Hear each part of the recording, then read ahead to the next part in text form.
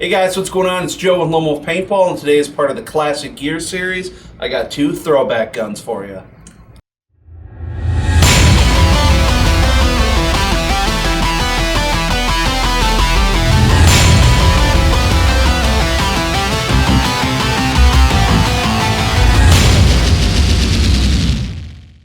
Alright guys, so jumping right into this, you've seen a bunch of the Classic Gear videos, kind of become a fan favorite around here. So today, pulled out two of my Auto Mag and the Micro Mag. So first off, you guys that don't know about it, Airguns Designs is the one who originally made the 68 Auto Mag, guy named Tom K out of Illinois. Funny story actually, if you go back and look from an interview we did with Ray from Ninja Paintball back at Paintball Extravaganza, he talks about how him and Tom K, how they all kind of got, how Tom actually got them into paintball. So that's a whole nother video though. But anyway, so you got the 68 Auto Mag. Back in the beginning of tournament paintball, this was the gun or it was the autococker. It was back then, it was either a mag guy or a cocker guy. That was the timeless debate back then, like the Ford, Chevy, type battles or whatnot. Guys were either shooting autocockers back then, for that, it's the accuracy and things like that, or the perceived accuracy. And guys were shooting the mag. They're a little bit lighter, a little bit faster on the trigger. Guys would do trigger jobs, get these things tuned in. Obviously, nothing like the mechanical guns today. But so the Auto Mag usually was known to kind of have an air setup like this. It was, air, you got kind of your, what would be like your engine essentially, in modern days terms. Tank would go in the back, normally you'd have air lines here, or you'd see guys back in the day would do like coiled remotes, crazy designs and things like that with their guns, and then usually you'd have just some type of foregrip. A lot of different customization over the years. This one's actually one of the Smart Mags. So this was one that was upgraded by Smart Parts. Usually in this center here, you can see the seam. This piece unscrews from that half. And here you got a bunch of holes drilled. Well, normally in the stock mag, it just came with one. The Smart Mags had upgrades, things like that, where they had a lot more holes drilled. It's supposed to be more air efficient, faster, better recharge range.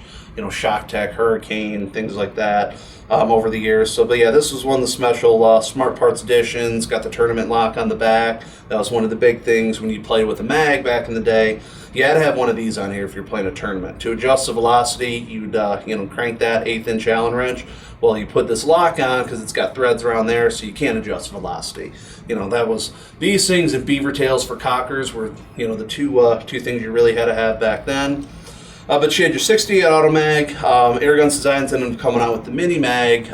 Same gun as well. Normally the Mini Mags were a little shorter. They were set up where the air tank would kind of screw right in. Have like a little bit different platform there. So those were the ones that were made by Airguns Designs directly. You got the nice wood panel grips that were Smart Parts designed. Smart Parts barrel on there, and then the way these barrels came out is your barrel and your ball detent were all integrated into one in the mag. You'd have your power feed, but the barrel twists out, so you guys can look, holy crap, there's no threads or anything like that on there. It's got a couple different grooves, so depending if you had a right feed mag or if you had a left feed, it would depend on which one this goes in. You can kind of see that's obviously where the ball goes in. It's not your traditional barrel where it would screw into the gun and the ball goes that way. The ball actually enters into the barrel through the side, and this wire right here held in by two O-rings is your ball detent. So that pokes into the breech. Hey, what's going on, guys? You can see down there. You might be able to see that little piece of metal sticking out. So essentially, though, kind of how this works is it'll get slid in there. There's a little kind of like a metal guide. You slide it in, and then you twist it. So I got it in the wrong one. There you go. So, but yeah, otherwise, that one's set up that way, so it twists in. You'd make sure that was the thing with the mag. If all of a sudden, guys would always play tricks on each other. That was before a tournament game would start. You'd see guys going up to somebody's power feed and turn it upside down, because that's how you would stop paint from going in there. So that was, one of the funny things guys would do back in the day.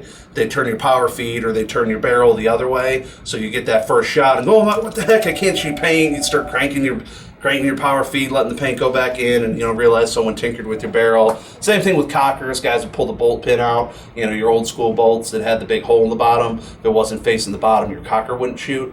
So guys would do that. They'd flip them upside down and So it's kind of little fun stuff people used to do to tinker with each other. But and then kind of just like anything, customization used to be really big in paintball. Now it's kind of the guns come from the manufacturers. With most of the stuff, you don't really see a lot of, your Shock Techs and your custom products, companies like that. But the Micro Mag was made by, it was like Protein Products or something along those lines. It actually doesn't even have the branding on here. It's been so long, but so that was a big thing back then. Guys would take this platform, just like the Cocker. You'll see endless Cockers out there, Free Flow, Shock Techs.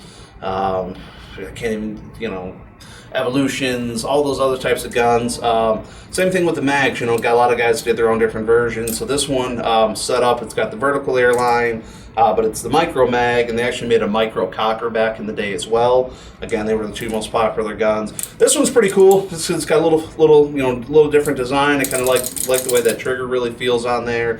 And the cool thing about this one, this has its own actual built-in ball detent, kind of like your modern day guns. So it's not integrated in the barrel. This one's actually set up to take autococker threads. So this one's pretty cool. It's one of my favorite things about the Micro Mag. It's a little smaller, but takes actual cocker threads. So this one actually threads in. Ball goes into the barrel like it traditionally would.